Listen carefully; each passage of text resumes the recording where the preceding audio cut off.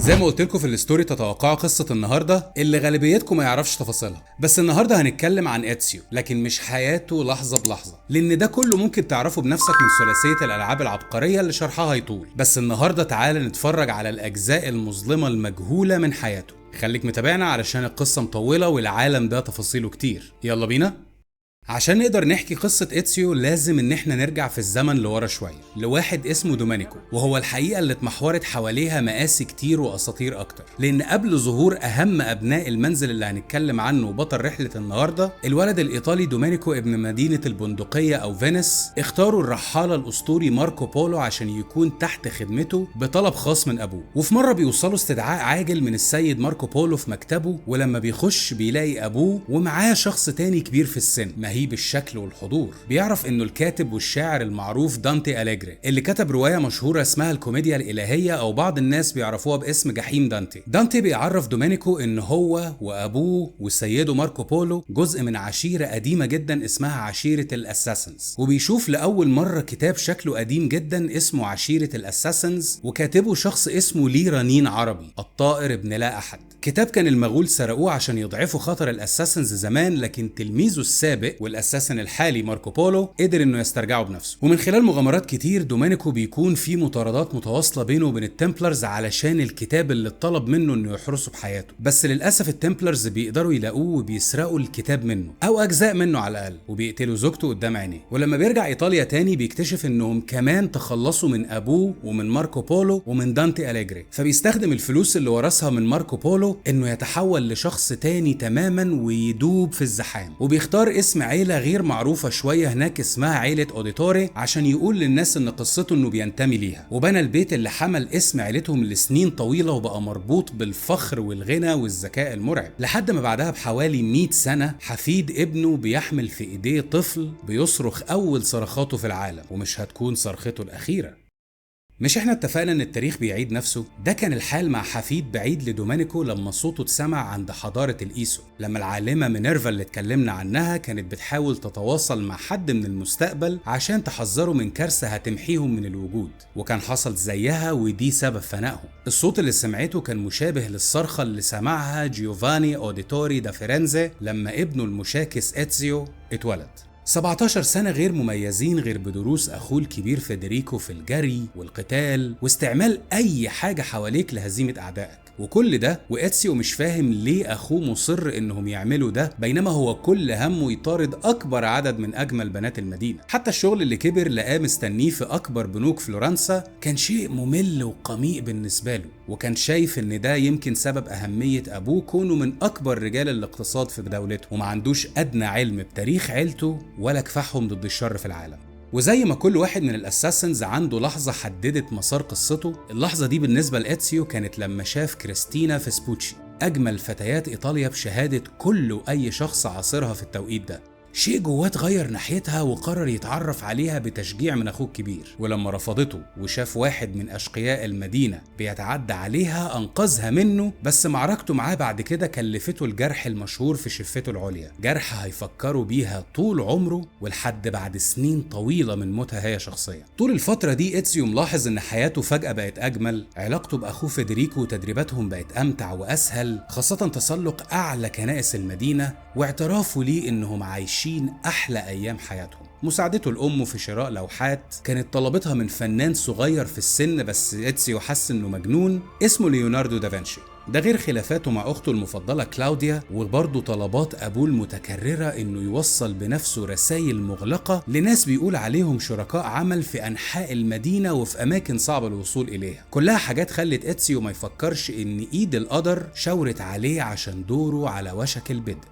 لحد ما في يوم سنة 1476 ميلادية بيشوف حراس المدينة بيجروا في اتجاه بيته، ولما بيوصل بيلاقي البيت متدمر وبيبلغوه ان اخواته وابوه اتقبض عليهم ومحبوسين في سجن القصر. فبيروح هناك وبيتسلق الجدران وبيوصل لزنزانة ابوه اللي بيطلب منه يلاقي صندوق مخفي في البيت وياخد منه رسالة يوصلها لواحد من اصدقاء العيلة المقربين، واحد اسمه أوبرتو ألبرتي، علشان ممكن يكون ده اللي في ايده ينقذهم. لكن النظرة اللي كانت على وش أوبرتو لما إتسيو راح له حس فيها انتصار خفي أكتر من اطمئنان إنه هينقذ صديقه. وتاني يوم بيوصل إتسيو لميدان المحاكمة عشان يلاقي أبوه وأخوه الكبير والصغير متعلقين على المشانق اللي المفروض صديقهم اللي هينقذهم هو اللي واقف بيحاكمهم وبيشهد ضدهم، وأخفى تماما الإثباتات المجهولة اللي اداها له قبلها بيوم عشان تترسم الصورة اللي هتحرك كل جزء من كيانه لسنين قدام.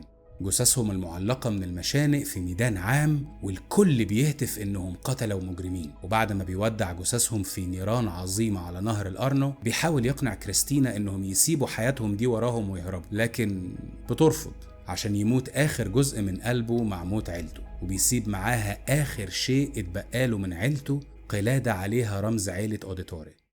أول محطة في رحلة التيه اللي بيدخلها إتسيو اللي بقى لابس لبس أساسن لكن عديم المعرفة والتدريب وحتى المعلومات، بتكون لما بيفتكر الشاب الغريب اللي أمه خلته يتصاحب عليه، ليوناردو من مدينة فانشي أو ليوناردو دافنشي. فبيروح له لما بيشوفه بلبس الأساسنز بيحس إن ليوناردو حاسس إن هو عارف حاجة. المهم بيوريه النصل المخفي المكسور وبيصلحه له. الغريبة إن في نهاية الزيارة ليوناردو هو اللي بيشكر إتسيو وبيطلب منه لو لقى أي تصميمات لأسلحة زي اللي كانت موجودة في أوراق أبوه يجيبها له عشان يعملها له وأحسن كمان. عدو إتسيو من البداية كان قدام عينيه، لكن العدو ده عنده قدرة خارقة إنه يصيب خصمه بالعمى التام، والعدو ده هو الانتقام. إتسيو صورة عيلته هم مفارقين للحياة بتدور في عقله كل لحظة صحيحة وكل ثانية نايمها، والانتقام همس في ودنه إن ارتياح روحه هيبقى في مبادلة دمهم بدم الخاين. وبتوصل لأسماعه هتافات ضد اسم عيلته وإهانة لا تتوقف، وفي وسط المتكلمين أوبرتو. إتسيو بيحس إن وحش الانتقام بيوسع له الطريق ونصله الخفي بارز من تحت دراعه. فجأة بتمتد إيده مدعومة بأيادي أشباح عيلته وبتغرس النصل في قلب أوبرتو ده،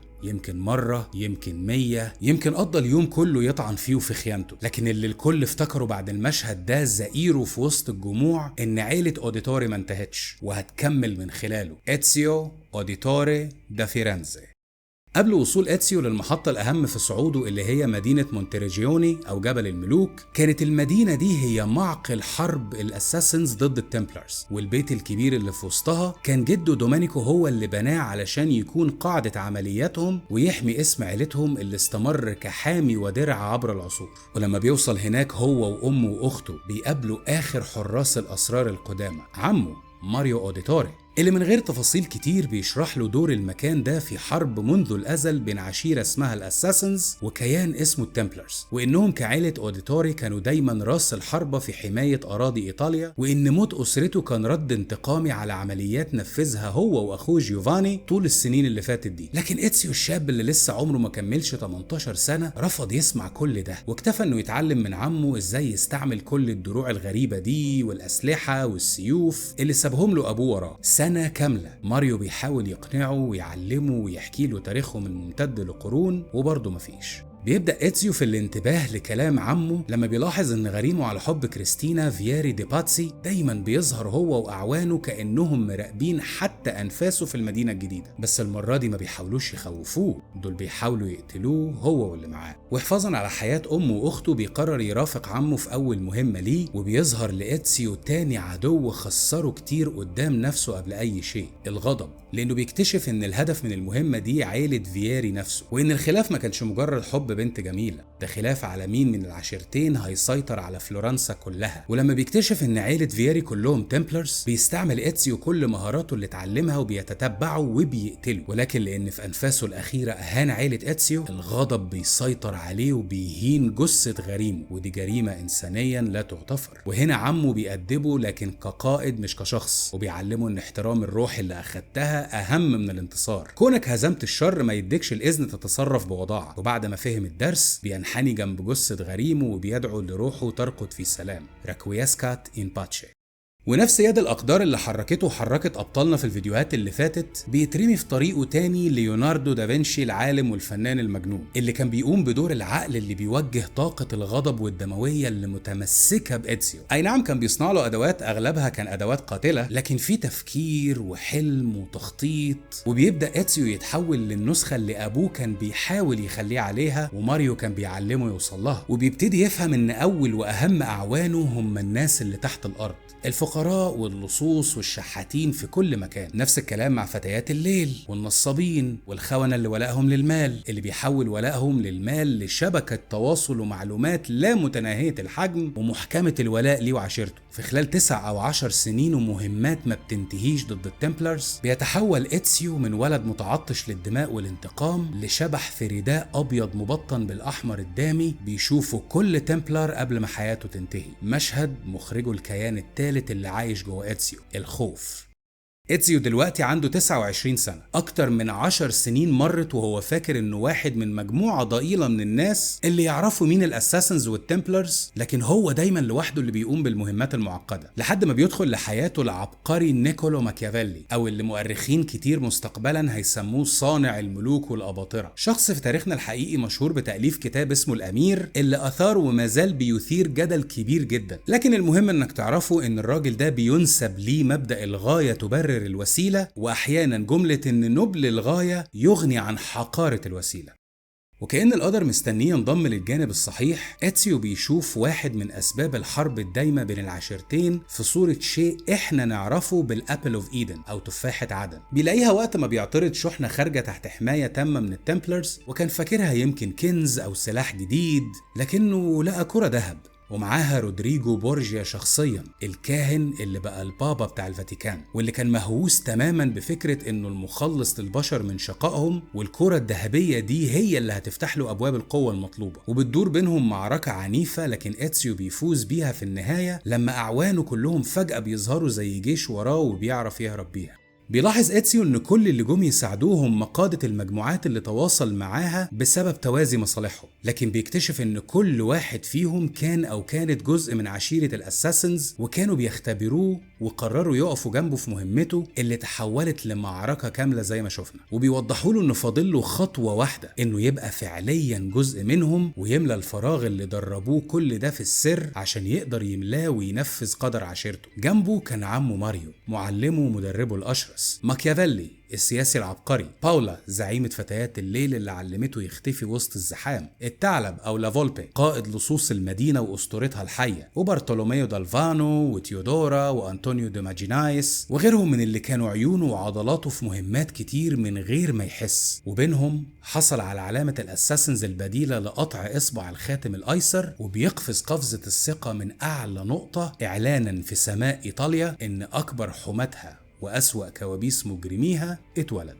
لكن بعدها في معمل ليوناردو، أول ما بيلمس الكرة أو الشيء العجيب ده بينفجر منه ضوء غريب وصور لناس شكلهم ولبسهم كأنهم مش من الزمان ده أو يمكن وهم وخيال. وبعد ما بيعرضوا الموضوع على العم ماريو بيقول لهم إن في الكتاب القديم اللي كان كتبه الطائر ابن لا أحد أطلق على الحاجة دي اسم زي تفاحة عدن. ولما بيفهموا خطرها وقدرتها على السيطرة على العقول وكمان عمل الأوهام، وده سلاح خطير في إيد التمبلرز، بيأمرهم ماريو إنهم ياخدوها وينقلوها المدينة اسمها تحت حماية واحدة من مساعديهم اسمها كاتارينا، لكن بيخدعوها هي والاساسنز وبيقولوا لها انها لو ما سلمتش التفاحة ابنائها اللي هم خطفوهم هيتقتلوا. لكن إتسيو بيتصرف وبيطارد اللي سرقها منهم، لكن عدوه ده قبل ما يموت بيغرس نصله كله في جانب إتسيو، اللي في اخر ثواني من وعيه بيشوف واحد من اشنع اعدائه شرا، جيرولامو سافونارولا، الكاهن المجنون عديم الموهبة والقوة اللي كان بيتتبع كل الخيوط بالتجسس عليهم، وأخيرا وصل لإتسيو وتفاحته بدون قتال.